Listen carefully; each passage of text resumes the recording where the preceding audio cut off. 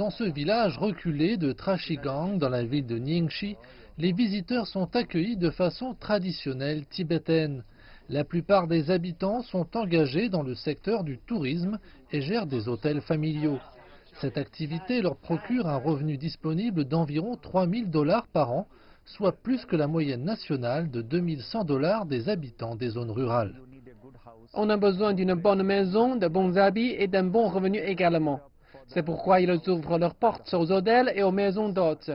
C'est un bon début, car ils peuvent générer des revenus, créer des emplois, et la jeune génération peut en bénéficier ou en tirer de l'argent. Dans la ville voisine de Lulang, les visiteurs se rendent dans un espace dédié aux fabricants qui sert d'incubateur pour les start-up locales.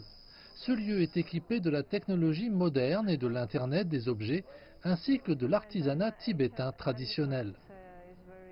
Maintenir l'artisanat ancien est très utile. Ce que je préfère, c'est la peinture au tanka.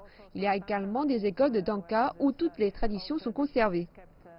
Et dans ce village de Baji, les habitants ont expliqué comment l'amélioration des moyens de transport pouvait augmenter le niveau de vie. Dans le cas présent, c'est l'ouverture d'une autoroute nationale qui traverse le village qui assure ce rôle. Cela fonctionne partout dans le monde. Chaque fois qu'une économie a besoin d'un coup de pouce, si le gouvernement peut avoir l'argent pour investir. Cela semble toujours être une bonne politique et ça marche toujours bien. En parcourant la route nationale qui mène à Lhasa, les visiteurs sont émerveillés par la beauté naturelle du Tibet oriental, sa végétation luxuriante située au cœur des montagnes enneigées. À Lhasa, capitale du Tibet, ils rejoignent les anciens dans une maison de retraite. Cet établissement financé par le gouvernement propose des services gratuits à ceux qui bénéficient d'un soutien familial insuffisant, parmi eux des personnes âgées handicapées et ceux qui n'ont plus de famille. En 2012, je suis venue au Tibet. J'ai vu un premier établissement comme celui-ci, mais loin de Lhasa. Je suis heureuse de voir un tel établissement à Lhasa.